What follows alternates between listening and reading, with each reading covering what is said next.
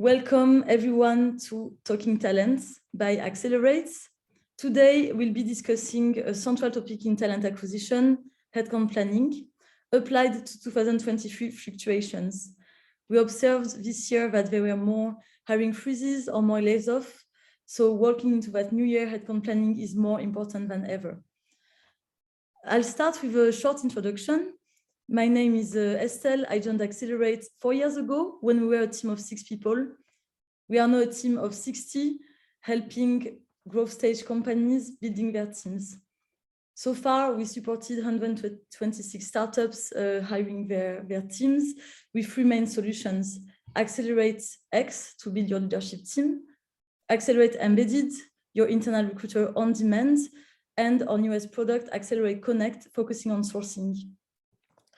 One of our core values at Accelerate is build communities. And that's why we created Talking Talents, a community to connect startup leaders, founders, team members, builders to share solutions around hiring topics. Today, we have a great and experienced panel of leaders, Matthias, Sarah, and Niels. And they will tell us how not to lose our headcount here. So I'll start with let's start with introductions. Matthias, would you like to start? Yes, sure. Hello, everyone. My name is Matthias. I'm Global Director of Talent Acquisition at EMnify. I've been in EMnify since July this year, 1st of July. What is EMnify? Maybe quickly, it's a B2B SaaS tech company in the IoT industry. At the moment, we have this very fortunate situation that we are actually growing and have a lot of headcount, a lot of hiring to do, besides all of the noise that we have seen within the market with hiring freezes and layoffs. So very fortunate to be here and love to share my knowledge. Thank you, Matthias. Thank you for being here. Sarah, would you like to go on? Yes, thanks so much for having me. Hi, I'm Sarah. I am VP People at Clue. I've actually been with Clue now over 6.5 years, so quite some time. And yeah, Clue is a free and subscription-based app empowering women and people with cycles to make more informed decisions about their health. We are in over 190 countries and 15 different languages. We are a team of right now 125 wonderful and very inspirational people. And yeah, very happy to talk about the topic, which is most probably top of mind for all of us at the moment. Thank you, Sarah. Niels? Yes, thanks as well for having me. My name is Niels. I'm working currently as head of people at Trengo. I've been with the company for about 2.5 years and saw it grow from 25 to 110 that we are now. So this will be my 3rd time doing headcount planning in various different phases. So excited to be here today. We are lucky to have you all. Thanks again. So we are going to start with a discussion based on question formats, and we'll save 5 to 10 minutes for a Q&A after. So feel free to post all your questions on the Q&A. We'll open them after. Okay, let's start with the first question.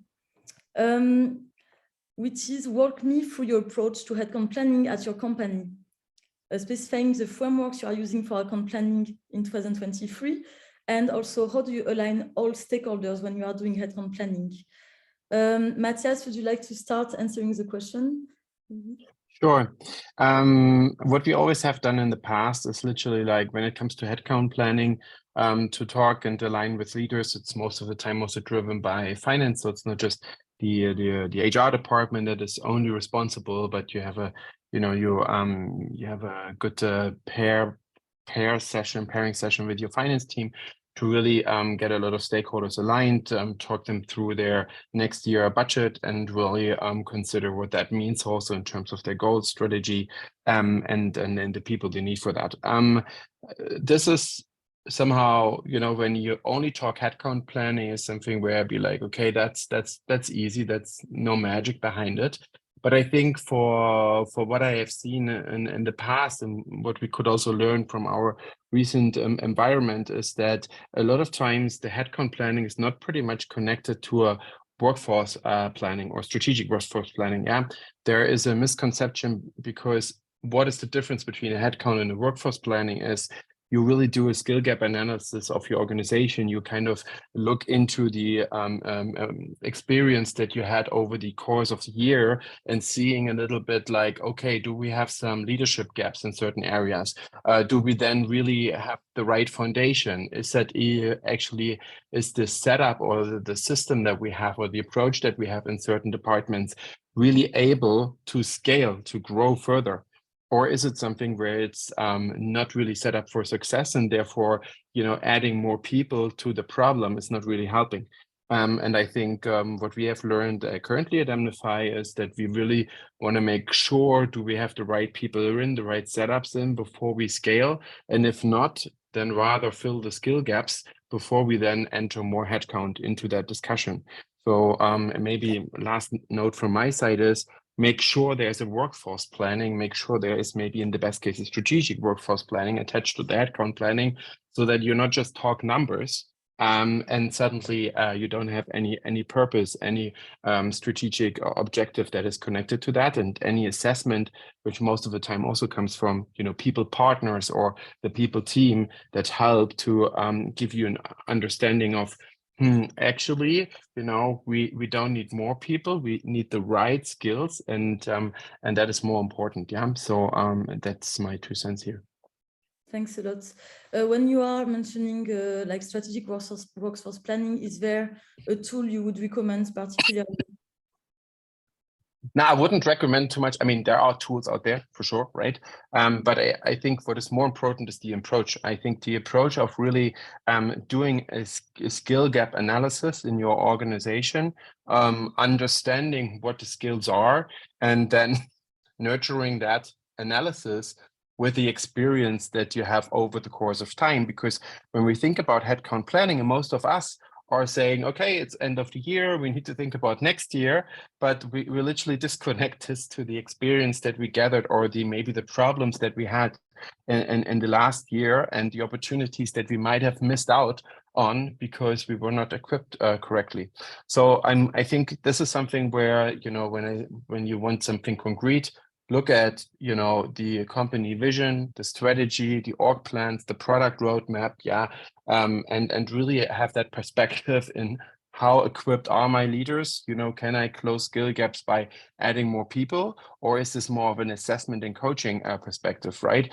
I think we should not just try to fix an organization or a culture with recruitment only. Yeah, there are so much other dimensions and complexities that we need to address to order to speak with one voice here. And I think my panelists will also back me up on this, because I'm having more of the talent voice here, but especially when it comes to the people team, we need to be one voice to the organization, and don't just think about recruitment and headcount all the time, but actually try to figure out what is the problem that we are solving for.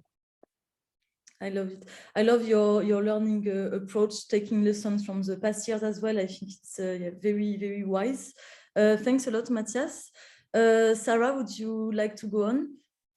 Yeah, happy to. And actually, thanks so much, Matthias, because from my experience and looking especially into last year, so headcount planning really involves multiple stages, and I think all of them are equally crucial to its overall success. And in general, so about my role is really guide the organization through the planning and the decision making, and also constant review of our planned versus actual.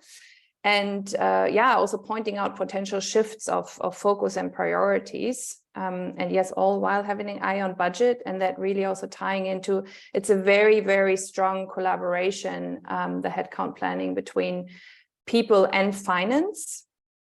And how we approach it usually, and really also looking at the certain stages that I mentioned at the beginning. You need to have a very clear understanding of your strategy and your goals, and therefore also then have a very clear understanding of the budget going forward. And once you have this really, really clear understanding of the goals, you need to map out the whole organization together with the leadership team, not just on your own, also not just with the management team, but really with the whole leadership team to understand where are the gaps that we actually need to fill. And here, absolutely with you, Matthias, it's not only filling with, adding more people to the organization, because eventually this could actually cause more problems, because what you don't need is more people, but you needed a certain skill set that you might actually have in the organization, right? Mm-hmm. And this I find also the most fulfilling piece, actually, also when do headcount planning, to really look within the organization first and understanding what do we have in the organization, what great talents do we have in the organization, and how can we actually leverage them even more, and maybe fill the gaps within the organization already, and not immediately go out and look, what are the talents that are actually out there and how can we actually bring them in. So yeah, and I would say so far this has worked very well last year. And of course, I absolutely understand this year is very different. Maybe not so different, but I think very different, that this whole focus on strategy, on goals, is even more crucial when we look into the next year. And I know we're going to talk about challenges for next year a little bit later. So I'm going to stop here for now. And in terms of tools, to be honest, Google Sheet has worked very well for the past. Google Sheet makes magic happen sometimes. It doesn't have to be all the tools, all those expensive tools. I think we all use Google Sheet where, or in general, like Google Drive, we're used to it.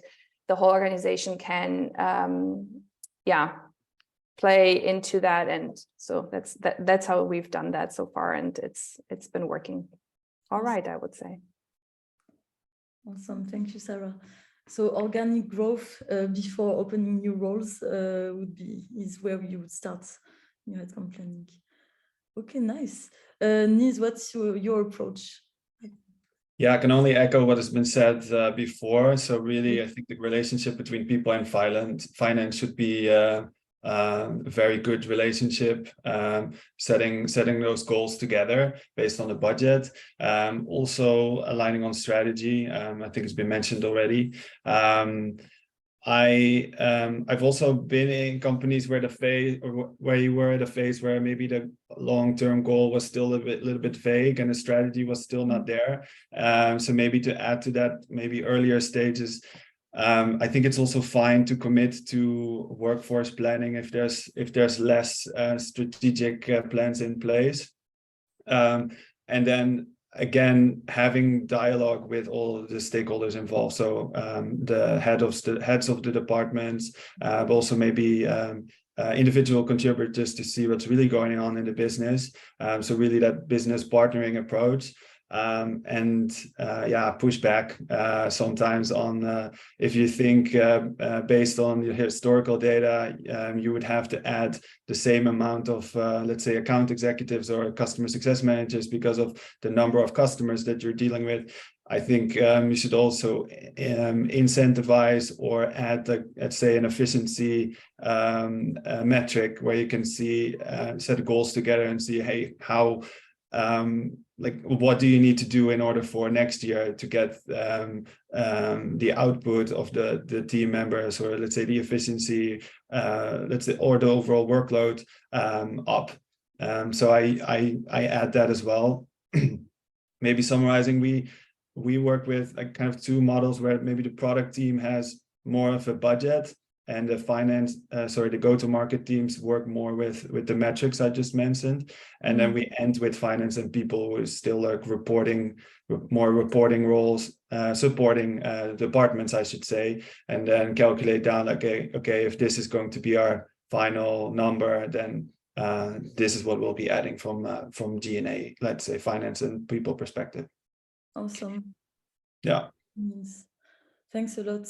I love also your approach of the process and really involving everyone in headcount planning. We've noticed that startups or scale-ups who are the most successful in hiring, like hiring responsibly, let's say, are the ones who have a very clear decision process and maximum transparency across all departments as well when it comes to headcount planning. Awesome. Thanks a lot. Moving on to the next question. Sorry.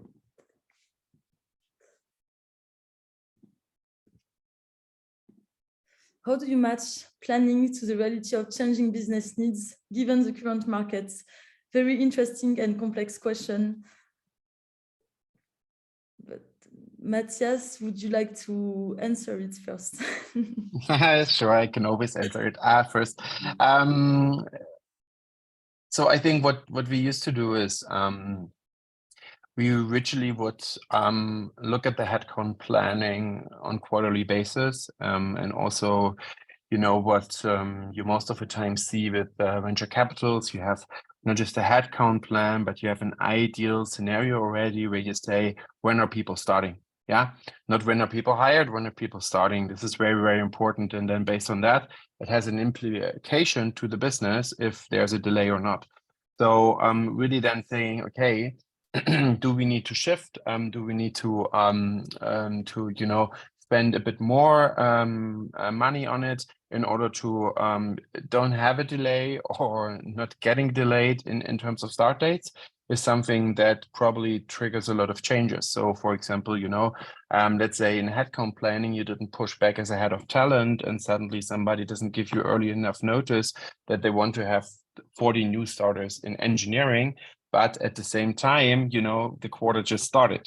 So how do you do this, right? How do you do the magic and not just find those people, but let them also start ASAP, right? And I think this is where you probably come to an agreement early on in order to say, hey, push back or give a more realistic number and say, we need to then shift from Q1 to Q2, a little bit the headcount and the starters. That has an implication, of course, to the product roadmap, and then we need to triple this down. But this is a little bit where I would start, and where I would, you know, say we have regular meetings on this.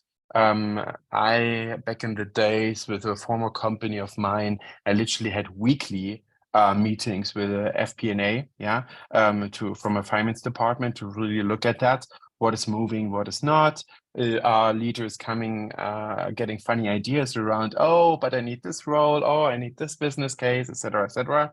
But in the end of the day, it is also very frustrating from a talent perspective to work on roles that actually don't exist, take capacity from your team, and then literally you cannot focus on the roles that really matter.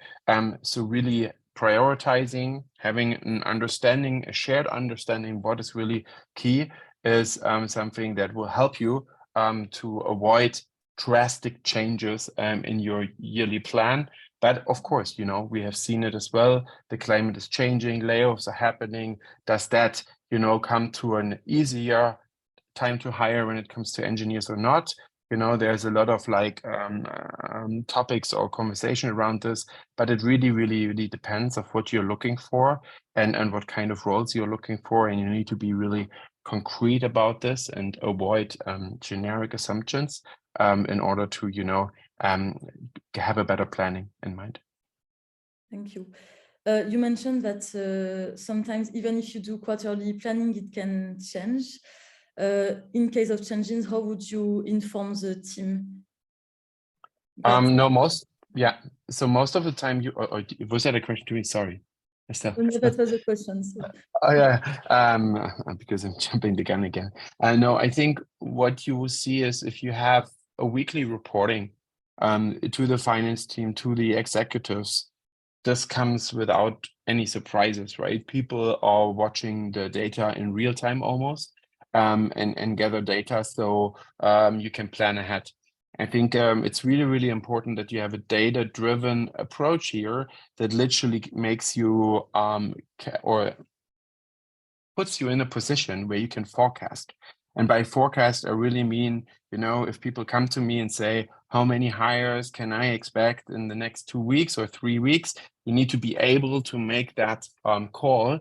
Will it always be accurate? Probably not, but if it hits 80%, this would be valuable, right? So having weekly reportings, having a good reporting structure, having the capability to forecast even will set you up to actually be taken serious and also navigate changes in case they are happening. Yeah, so sometimes you see the CTO comes and says, oh, there was something unforeseen. We probably need to build a new engineering team because of a customer request. How can we do this? What is needed? What would be the cost? And please don't slow down the hiring that we have right now. So this is where you come in as a VP or, you know, the head of talent acquisition to then say, we can make this happen if we have this cost in mind in order to, you know, not burn out the people or the team that you already have. Awesome. So weekly reporting in order to anticipate or navigate changes better. Data-driven approach. Okay, I love that. Sarah, additional thoughts on the questions? Yeah, I mean, I think like all companies, we're not really immune to economic headwinds. And in order to really keep up with what we have achieved for 2023, we need to be even more entrepreneurial, working with greater urgency and very, very sharp focus. And that potentially also means we need to be more focused on really short-term planning and to really review what we have set ourselves to achieve in the coming year on a even more regular basis, so we can respond to potential changes and have not bubbled this up too late. I think for us, because of the hiring progress that we have already achieved this year, we potentially need to also go down with hiring next year. And yeah, really have a very good understanding of where we have our priorities, where do we want to put our resources, where do we want to put our skills, so we don't have to really add more people into the organization and grow as fast as we've grown this year. That said, it's super challenging, but I'm also super excited for this challenge this year. And yeah, for us to rise when the moment again. Awesome, thank you, Sarah. Do you also adopt a quarterly review approach? So we actually do this on an even more regular basis. And as I said, I think coming year, we should do this on a more regular basis, maybe not on a weekly basis, but we definitely look at it on a monthly basis. Okay. Thank you, Sarah. Awesome. Niels, would you like to share your thoughts with us? Yeah, we actually started when we prepared for half two of this year, started to make 3 plans. So A, B, and C, kind of like a dream scenario, expected scenario, and worst case scenario. And then add what's called like numbers, like early indicators that would set the next phase into or like the next plan into motion. And because we already saw changes happen earlier on this year. The first time I heard about the exercise as a people leader, I thought, wow, it's quite a challenge, but it's really helped us, one, to still dream big, but also be conservative, because, right, you have to create a B, and C plan.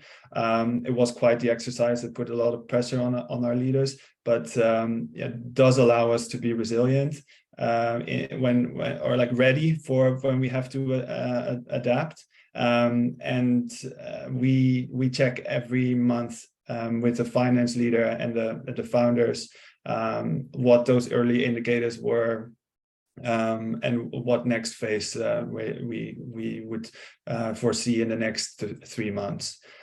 So kind of then continuously hold like a 3-month projection into our planning. Yeah. Thank you for sharing.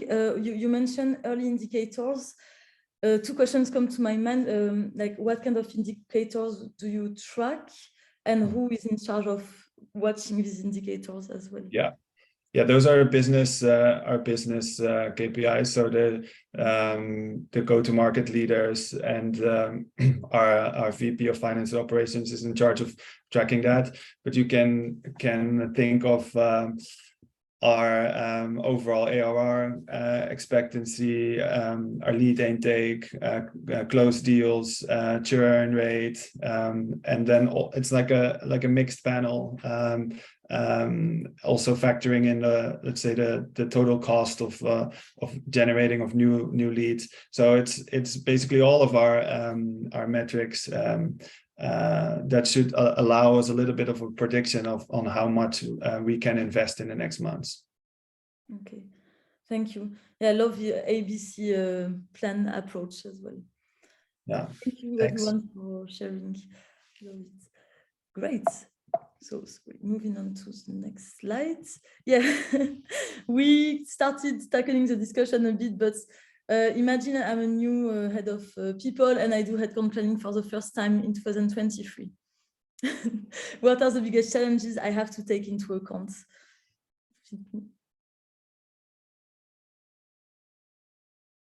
Is it open? We can keep the same order. Matthias, you can feel free to go first. Oh, somebody else can go first. No, maybe. Maybe I'll take this one then. Then you can be last and fill the gaps. So I think if you're a first head of people, or first time doing headcount planning, it can be quite overwhelming. That's how I experienced it. I first like talk to other head of peoples and do like these webinars to see how other people are doing it. Also, I also don't think there's a right or a wrong approach. You should always find an approach that fits with you as a company and the size as well where you are. But generically, I think for me, always it's been alignment as the biggest challenge between all stakeholders. Obviously, you have strategy and goals, but ultimately, all of the leaders need to be on the same boat to match. It's like moving pieces of the puzzle that have to fit all in one together to create one big budget and plan. And I think to do that, you have to start early. I think now is already quite late. That's what I would say. When would you recommend to start for an optimal headcount planning? I think it should be like a continuous, like always on your mind as a head of people or a talent leader. But I think we started 2-3 months ago with the first preparations, and then always also keeping in mind not just 2023, right, what we just mentioned earlier, but also okay, but where do we want to be after that, and what would that mean? So kind of like pushing that line a little bit further than just an annual year. Thank you. Great advice. Sarah, what are your biggest challenges in? Yeah, very similar. I mean, so I think also in summer we got together to also really look at what we have achieved this year and what we're set to achieve this year, and then also looking into the next year to really identify one, and I think this is very important, like really understand what you as a company can really afford next year. And I don't want to sugarcoat anything, but I think we're all in a very challenging situation right now, and money is just super expensive and even more valuable now. So really understanding where your priorities are for next year, and then focusing the resources and talents you need to achieve those goals on exactly those priorities, I think is key for the coming year. And I know it's challenging because at the same time, when you do headcount planning and you really want to understand who are the people that we need on the organization, you also look more long-term, right? Because you want to grow with the people that you get into the organization.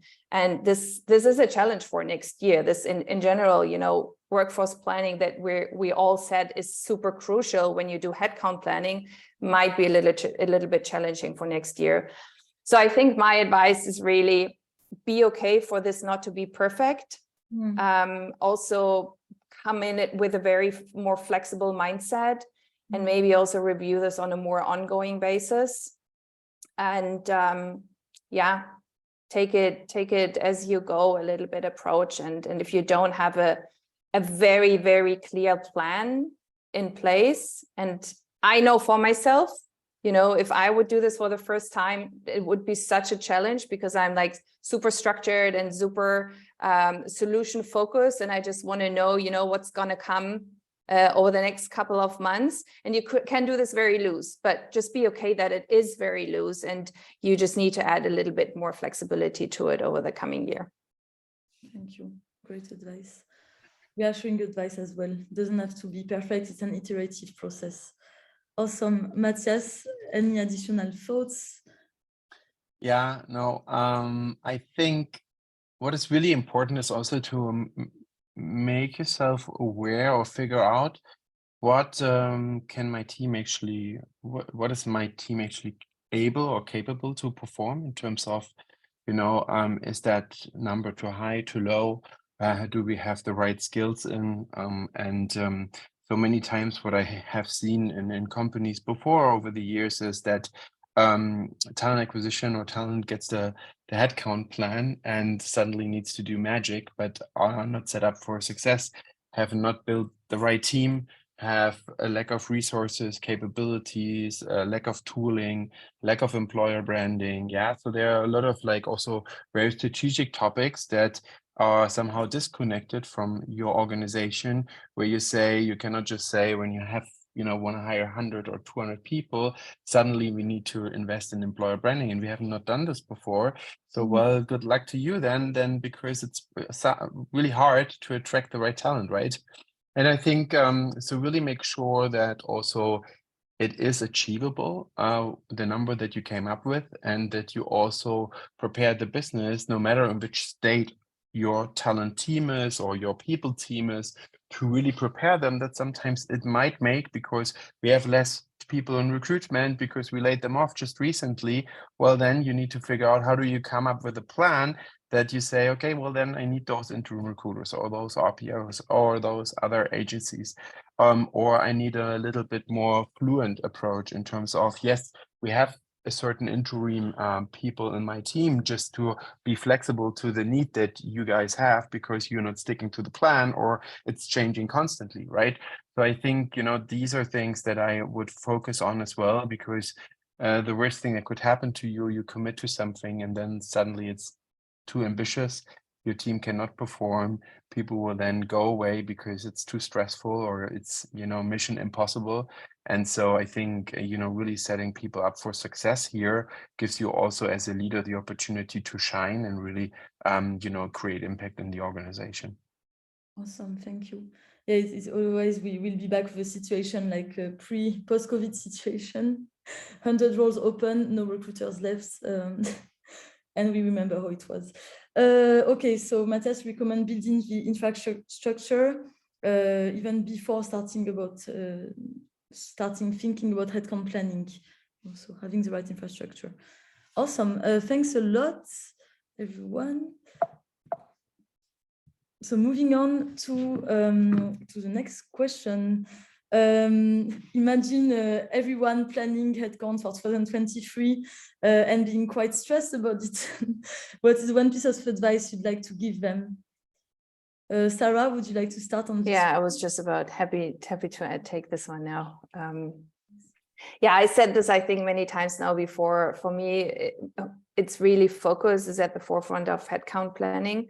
And yeah, in some cases that might mean to streamline processes even more, or even pausing some areas of development and shift talents to really higher priority areas. And again, I'm saying that because for most of us, the next year will be challenging when it comes to the talents we can actually get into the organization. We might not have that big of a bucket that we had at the beginning of this year or even last year when, you know, we called Accelerate and said, we don't have enough recruiters. Can you please help us because we need to fill 100 roles? This might look very different for most of the companies for next year. And that is also a challenge, right? And that would be my advice: be very, very focused, and really engage all the stakeholders needed, engage all the leaders heads off, and really get them on board and be, you know, as clear, as transparent with your whole organization, because it's not only a challenging time for us, it's a challenging time for the people team, it's a challenging time for the whole organization. And the more you communicate, the more, you know, transparent you are with your approach, the more you will be able to make an impact together and to actually, you know, sail through this upcoming year. Awesome. Thank you, Sarah. I hope everyone has pens and paper and taking all the advices. Niels, what advice would you give? I think what's interesting about this time is that but from our investors or from founders maybe are asked to be more conservative on our hiring. I actually think we should have always done that. In the time where money was free, people were hiring like crazy, and then now deciding to lay off X% because it was too ambitious. And I actually often get the question from a hiring manager say like, hey, we need more people because the team is too busy, or the team is stressed. I don't think adding more people always, like, I know adding more people doesn't mean, you know, if you have 5 account executives and you add another one, that exactly the output that you have is going up by that same number. So really consulting hiring managers on that, really ask them to think outside of the box, is I think something that we should have always been doing, and now is becoming, let's say, the best practice, because money is scarce. But having that dialogue and pushing back on hiring managers, I think, is one important piece of advice to always stick with you in the conversations. You can push back too much, right? But also really challenge your hiring managers on why they need it is the biggest advice I could give. Thank you, Niels. Yeah, very good advice. Awesome. Matthias, you'll close the question. I cannot agree with Niels what he just said. You know, think about quality per hire. It's really awkward that this piece of the conversation is now coming up in talks, that people are saying, oh, we need to focus more on quality. Why didn't you do it before? Yeah, for God's sake. I mean, seriously, people. And I think this adds a little bit to my advice here, because people are already talking about like, oh, 50% of our teams are laid off. We need interim recruiters, and, you know, does that cut the deal or not? I think the problem here is really a different one. It's also, what kind of hiring culture do you have? What kind of process alignment do you have? Are people used to assess people correctly in a way? If you have things like that not established, it doesn't matter the right number and what kind of recruiter you have on the team. If you have a broken and non-sustainable recruitment culture, you can add 10, 15 more interim recruiters. They're not making that decision-making happen because they're set up for failure, because those rudimentary processes and maturity in organization isn't there. So I think, you know, if you take Spotify, and I don't want to, burn certain brands here, but if you let go 75% of your talent team, guess what? Your approach of becoming a talent-driven organization or a sustainable organization is not there, for sure not. And that's definitely not a risk that you take. And for that reason, I would be really, really careful of like just looking at the number of people you have in your recruitment team, that this solves the problem. It needs to actually be looked at the maturity, the process, the efficiency in pipelines. I think that is more important in order to come up to say, hey, can we even set up interim recruiters for success? Because if you don't set them up for success, they won't be as efficient as your normal team. Yeah, I love your answer as a recruiter. Maybe just adding, this was just, in my mind when Niels said, really push back on the hiring managers, and Matthias, you also now mentioned that. I think that the two questions that, when you want to push back, and I think this resonates especially with product development people, is what problem are you actually going to solve with that person you want to bring into the organization? And the second one, and I'm saying this not only for next year, again, I absolutely agree, this is something that you should always ask. What problem are you trying to solve, and how does success look like for this person for this role? And if you can't answer those questions clearly, maybe you need to dig first there before you actually hire more people into the organization. Nice. Awesome. Thank you for sharing.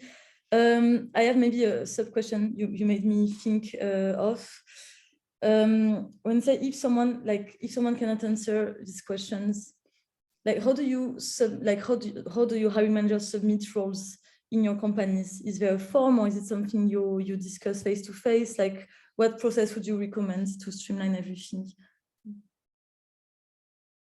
Happy. So, we have a very clear and transparent hiring plan, usually, that we have created together with the leads, based on all those, certain steps that we talked about at the very beginning. And that plan is really based on when do we want the people to start, because this should be aligned with what you want to achieve when during the year. So it shouldn't be, it's tricky when you say, okay, this is when we want to start hire this person, because this can be stretched. Yeah. So you should always really define when do you want this person to start. And then usually this plan is very clear. We review this on a monthly basis. We see if there's any changes coming up.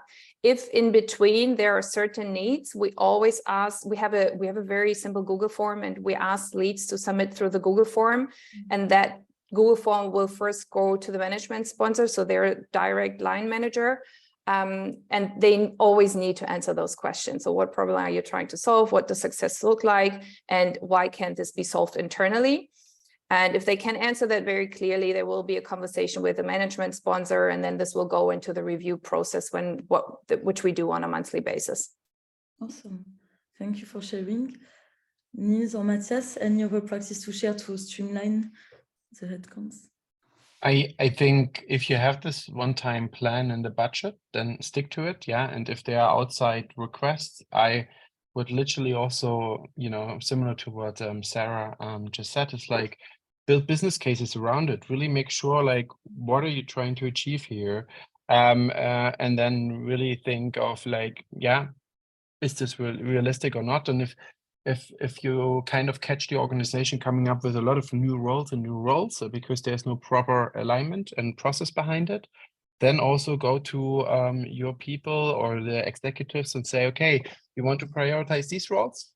Which roles do we deprioritize? Which roles do we take off? Because clearly we just have a maximum capacity here. And, we have talked about this. And well, if you want to change the capacity, we need to hire more people, then let me know. Yeah. This is the interim version. This is how it costs, or this is me hiring people full time. Yeah. And I think this is something that so many times we see the business is very quickly with saying, oh, can we hire here? Can we get this person in? But in the end of the day, they don't have in mind how much effort it is, right? And that's why I'm also talking about like this health in terms of time to hire and how do we make it happen? How do we make decisions? The worst thing is if you have somebody that hires that does not know what they're looking for. Worst thing ever, because then you have a birthday on your rack and nobody knows what's going on, and it eats a lot of capacity and it's not helping both sides. Yeah. Love it. Yeah, on top of what Sarah and you mentioned, we implemented some scorecards templates, for example, at clients, and the scorecards are either automated via ATS, either via a Google form, and yeah, I think it's a good first start in some cases. Niels, what advice would you give us for headcount planning 2023? Regarding the topic of streamlining the processes. Yeah. I think I can only repeat what's been said. Like Google Forms work. We have an ATS that allows for us to ask for requisitions, and then goes to myself, finance, and the leader of the department. And then, like, again, every month we check our planning, how far we are, and what next phase of growth we can unlock, hopefully. And based off that, I also proactively approach hiring managers, say, hey, congrats, we can hire for this role because you will, in 4 months, you will need this person. So really also take that proactive approach, because sometimes, you know, we've all had hiring manager come to our table, we need this person yesterday, and really trying to avoid that by reaching out to them proactively. And what Matthias said as well, I have the leadership team commit to a hot list of roles. Basically, what are the roles that we will impact the bottom line if we don't hire that person ASAP, and then feedback that back to the whole business in every town hall, but also make that top of mind with all recruiters. Thank you so much for sharing all these advices. I hope everyone feels more ready to finalize headcount planning for 2023. We have around 10 minutes for a Q&A here. So let me just open the questions.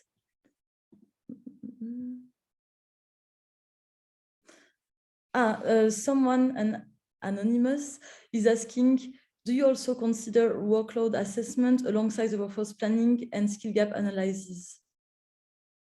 Workload assessments, I don't know if one of you does it. I mean, I think this goes very much along with, in general, workforce planning, that you really need to understand what you want to achieve in the coming year. And when you know what you want to do next, you map out the organization, you kind of already do workload planning, and also skills analysis. Because before you actually decide if you want to hire new people into the organization, you want to understand what you have in the organization already, right? And for me, and how we do it, this goes hand in hand. So we do it in one process when we look at the workforce and the strategy, and then we look at, you know, how everyone is contributing to it and how they're contributing to it. And then we move further into really planning, okay, are there more resources needed? Okay, thank you, Sarah. I think if I talk workload, then we should often ask the question, are people, like, assume if people raise their hand and they say their work is getting too much, then that's the truth, right? But what are they working on, and what is that really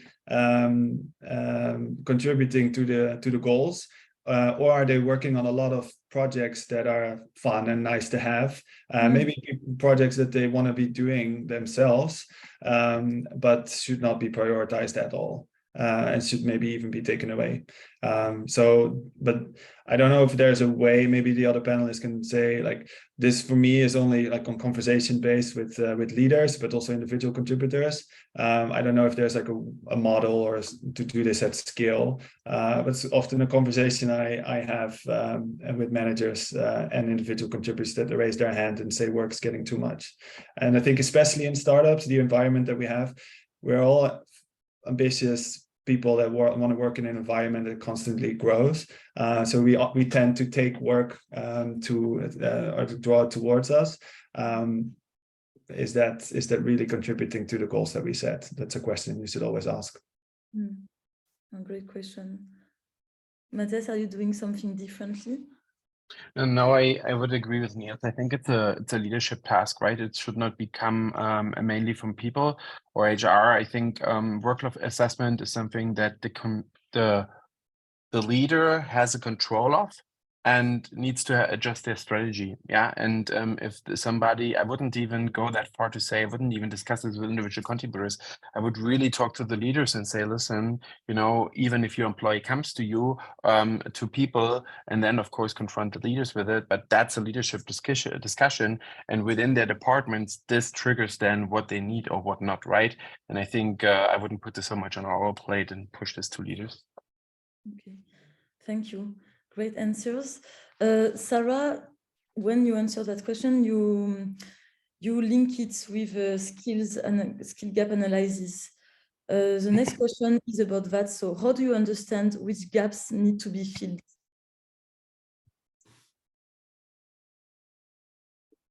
Well, I would say it ties a little bit back to what we already discussed. It's a very strong collaboration effort with the leadership team, to have a very clear understanding of what we need to achieve and what skills we need to achieve that. And you really then look within your team and understand, do we have the right skills, or are there maybe people that potentially have the right skills that we can leverage? Mm-hmm. So it's a very close collaboration effort between the leadership team and the talent team to understand that. I mean, I'm very curious to hear if Niels, Matthias, if you have other setups in order to do that properly. I would say it's also a people team perspective, because you need to build your job architecture around it so that every job family or every setup that you have is also skill-based per default. I a lot of times catch that our HRS systems or other HR technology is not having a skill perspective, right? It's rather like, oh, he's doing this and that are the responsibilities and so on. I think we can also do much more to help the organizations to be more skill-based driven, because so much I see a huge gap there. But to cut it short is like, I would also look at ratios. Yeah, I would look at how big are other organizations that have similar business models. Do leaders have 15, 20, 30 people to manage, or do they have 6 or 7 or 8? How do we define leadership in our organization? What do they need to do, what not? I think here you can identify very easily, do we have, for example, enough leaders to execute our goals in engineering or in sales, etc., right? Do we have the right mentorship? What kind of seniority levels do we have? Yeah, and are seniors actually successful?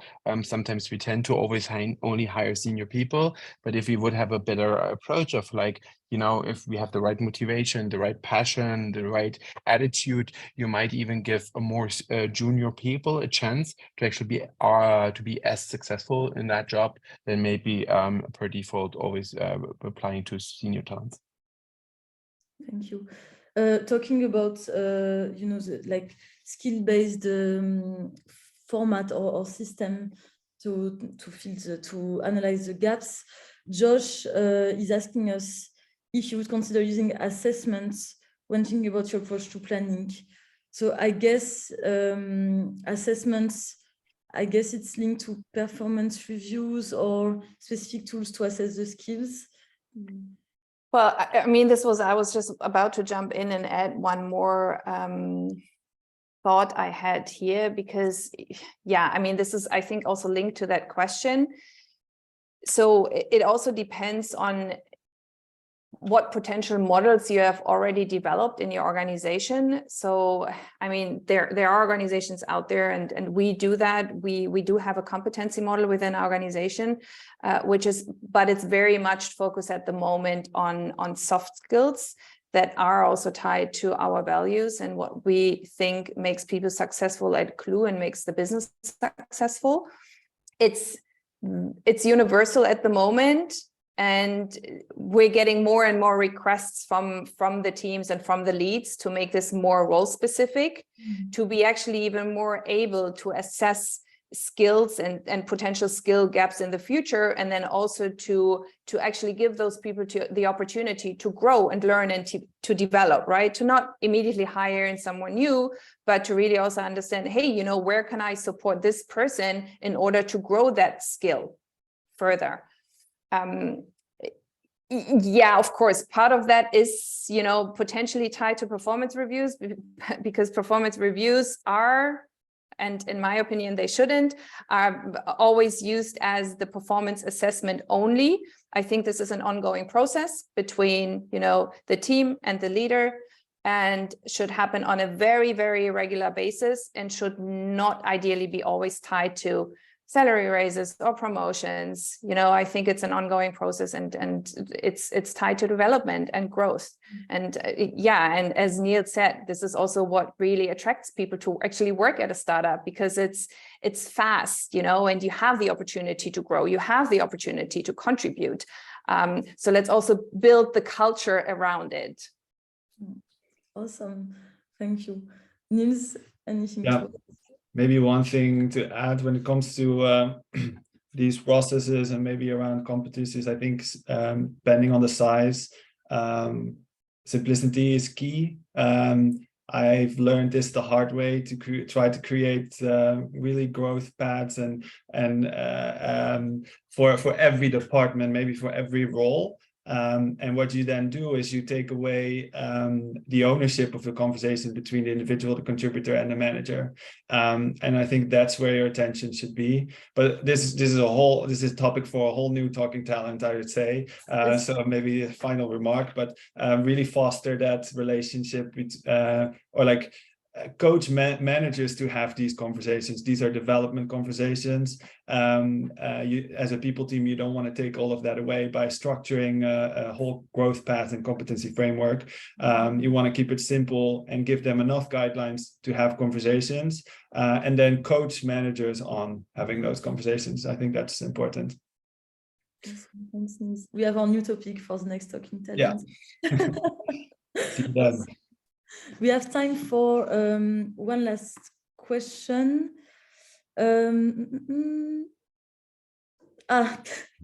What is the approach when one of the stakeholders pushes back on a plan that the majority of leaders have agreed upon? Can you repeat this one more time? Sorry. What is the approach when one of the stakeholders pushes back on a plan that the majority of leaders have agreed upon? So everyone agreed on the plan, and suddenly you have one leader pushing back on everything. There's probably a why, right? There's probably a reason that we now do not know. So I would go have a conversation with that person to figure out what their reason is. But I agree. I mean, the why is always important, but to be also very short and very focused here again. I mean, all of the leaders are accountable for certain goals, and they should know who they need and what they need to achieve those goals. So also let's trust them. And it's also okay to then push back on that decision if, you know, if the other people feel comfortable, hey, this is what we actually need going forward. Thank you. Awesome. Thanks, everyone. I'm just sharing my screen. So it was, I really wanted to thank all of our speakers today. I think we learned a lot. I think it was very actionable step as well to take. We had a lot of questions, so we couldn't answer everything, but feel free to contact Accelerate Talking Talent team or Niels, Sarah, Matthias, if you have very specific questions on the topic that were unanswered. Thanks everyone for participating. Thank you for being with us today, and yes, see you in the next Talking Talents, hopefully. Thanks so much, everyone. Thank you, Estelle. Thank you. Thanks, Niels, Matthias. Bye. Good meeting you. Thanks, Bye. Sarah. Thanks, everyone. Bye-bye. Bye-bye. Bye.